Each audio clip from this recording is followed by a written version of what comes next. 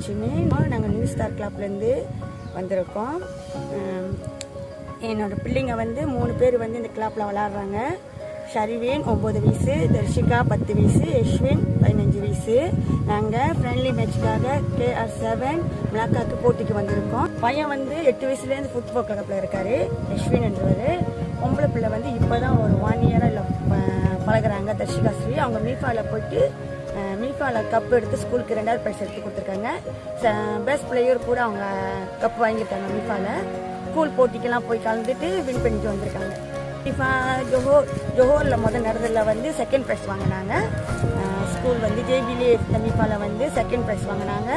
பிள்ளைங்களை போயிட்டு 3rd price வாங்கிட்டு வந்தாங்க ஸ்கூலில். பிள்ளைங்களுக்கு முக்கியமாக இந்த கேர்ள்ஸுக்கு வந்து வச்சது வந்து எங்களுக்கு ரொம்ப ஹாப்பி. எதனாலனா பிள்ளைங்களும் பொம்பளை பிள்ளைங்களும் டேலண்டாக ஆகி நல்லா வெளியே போய் நல்லா அவங்களோட என்ன சொல்லுவாங்க கான்ஃபிடென்ட் லெவலை வந்து வளர்த்துக்கணும்னு நான் நினைக்கிறேன். என் பிள்ளையும் அதனால தான் இதில் அனுப்பியிருக்கேன். இதில் போய் அவங்க நிறைய கான்ஃபிடென்ட்டாக நல்லா எல்லாத்துக்கும் பிரேஃபாக நல்லா பேசி நல்லா பழகி ஒரு ஒரு ஒரு பிரேஃபான கேர்ளாக ஒரு தன்னம்பிக்கையான கேர்ளாக இருக்காங்க இப்போ அவங்க. ஸோ வருங்காலங்களில் வந்து மீஃபா இது போன்ற விளையாட்டுகளை ஏற்பாடு செய்யணும் அப்படின்னு நீங்கள் எதிர்பார்க்குறீங்க? கண்டிப்பாக எதிர்பார்க்குறேன். இன்னும் நம்மளோட பிள்ளைங்க தமிழ் பிள்ளைங்க கேர்ள்ஸுங்க வந்து நிறைய பேரண்ட்ஸ் வந்து தயக்கமாக இருப்பாங்க. கண்டிப்பாக இந்த மாதிரி போட்டிக்கெல்லாம் அனுப்பி நம்ம பிள்ளைங்களை வந்து இன்னும் முன்னேற வைக்கணும்னு நான் எதிர்பார்க்குறேன். ஏன்னா கேர்ள்ஸ் என்னாலே கொஞ்சம் பேரண்ட்ஸ் வந்து கொஞ்சம் ரொம்ப தயங்குவாங்க. இந்த மாதிரி ஃபுட்பால் என்னாலே கொஞ்சம் தயங்குவாங்க. உங்களை ஆதரித்து அனுப்பணும்னு நான் நினைக்கிறேன். இந்த மீஃபா ஏற்பாட்டு குழுவினருக்கு வந்து முக்கியமாக ரொம்ப ரொம்ப நன்றி சொல்லிக்கிறோம். இந்த மாதிரி நம்ம பிள்ளைங்களுக்கும் தமிழ் பிள்ளைங்களுக்கும் இந்த மாதிரி ஒரு வாய்ப்பு கொடுத்ததுக்கு ரொம்ப நன்றி. இதுவும் மேலும் தொடரணும்னு எதிர்பார்க்குறோம். காற்பந்து துறைன்னு பார்த்தீங்கன்னா பெரும்பாலும் வந்து பயிற்சியாளர்கள் வந்து ஆண்களாக இருப்பாங்க. இப்போ நீங்கள் வந்து எப்படி உங்கள் பிள்ளைங்களை வந்து குறிப்பாக பெண் பிள்ளைகளை வந்து எப்படி நீங்கள் நம்பி அனுப்புகிறீங்கன்னு சொல்ல முடியுமா? முதல்ல வந்து நம்ம பிள்ளைங்க மேலே நம்ம முதல் நம்பிக்கை வைக்கணும். 2வது நம்ம தேர்ந்தெடுக்கிற கோச். எங்கள் கோச் வந்து ரொம்ப பெஸ்ட்டான கோச்.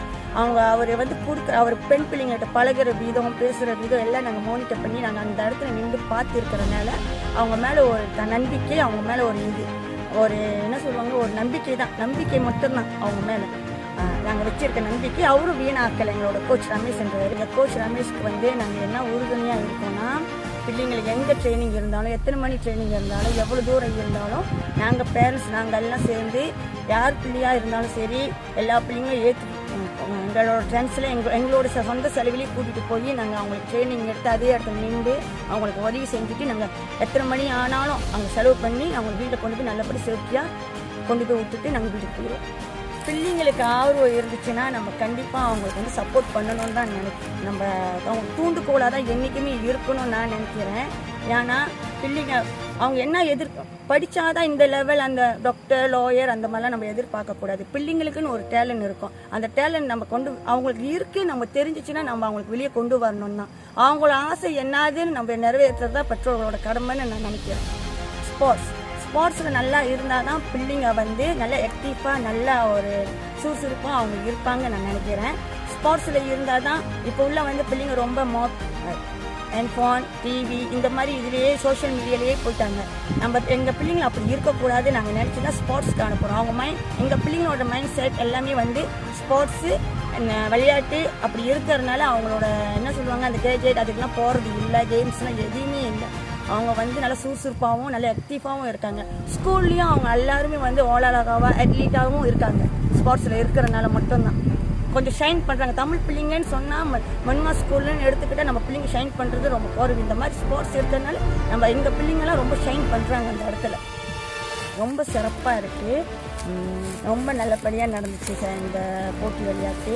எல்லா பெற்றோர்களும் எல்லா கோச்சஸும் இங்கே வந்தவங்க எல்லாருமே வந்து ரொம்ப ஃப்ரெண்ட்லியாகவும் ரொம்ப மரியாதையாகவும் நடந்துக்கிட்டாங்க. மேலும் இதை நடத்தணும்னு நாங்கள் எதிர்பார்க்குறோம்.